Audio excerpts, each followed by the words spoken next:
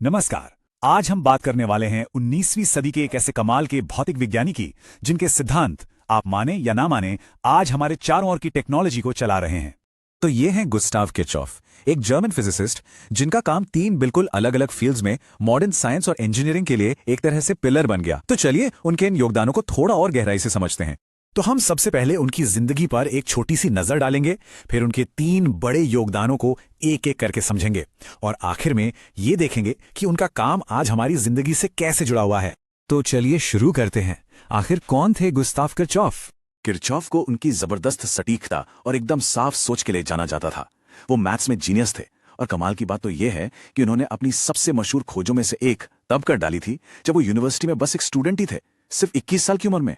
तो उनका जो पहला बड़ा योगदान था, उसने एक बहुत ही फंडामेंटल प्रॉब्लम को सॉल्व किया। प्रॉब्लम यह थी कि जैसे जैसे इलेक्ट्रिकल सिस्टम्स और भी कॉम्प्लेक्स होते जा रहे थे, उन्हें एनालाइज कैसे किया जाए, ये एक बड़ा सवाल था। इसके लिए उन्होंने 2 बहुत ही सरल लेकिन जबरदस्त नियम दिए। पहला है करंट लॉ। ये बस इतना कहता है कि किसी भी सर्किट में, किसी भी मोड़ या जंक्शन पर जितना करंट अंदर आता है उतना ही करंट बाहर भी निकलना चाहिए। सीधा सा हिसाब है, चार्ज कहीं गायब नहीं हो सकता। और दूसरा था वोल्टेज लॉ।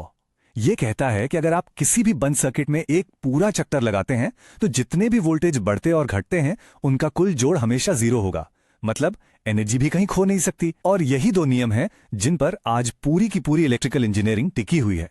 अच्छा, सर्किट्स के बाद किरचॉफ का ध्यान गया सितारों के तरफ। जी हां, उन्होंने अपने समय के सबसे बड़े रहस्यों में से एक को सुलझाने की ठान ली। सदियों से यह सवाल था कि आखिर ये सूरज और तारे बने किस चीज से हैं। हम सिर्फ अंदाजा ही लगा सकते थे, लेकिन फिर किरचॉफ ने रॉबर्ट बुन्सन के साथ मिलकर इस सवाल का जवाब खोजने का एक रास्ता निकाल ही लिया।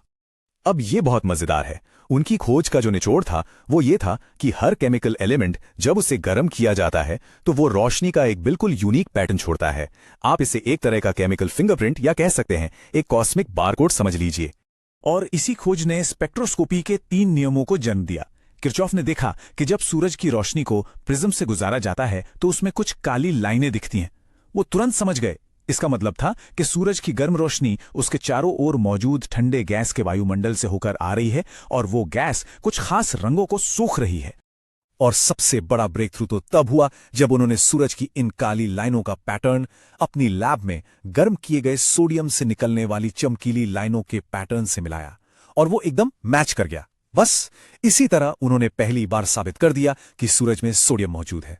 तो सर्किट्स हो गए, सितारे हो गए। अब आते हैं किरचॉफ के काम के तीसरे पिलर पर। यह जुड़ा था एक और बड़े सवाल से, गर्मी और रेडिएशन का असली नेचर क्या है। इसके लिए उन्होंने एक बहुत ही पावरफुल थियोरेटिकल कॉन्सेप्ट दिया जिसे उन्होंने नाम दिया ब्लैक बॉडी। अब ये ब्लैक बॉडी क्या है? सोचिए, एक ऐसी काल्पनिक चीज जो अपने ऊपर पड़ने वाली सारी की सारी रेडिएशन को सोख लेती है, कुछ भी रिफ्लेक्ट नहीं करती, और जब उसे गर्म किया जाता है तो वो उतनी ही परफेक्ट तरीके से रेडिएशन को बाहर भी निकालती है।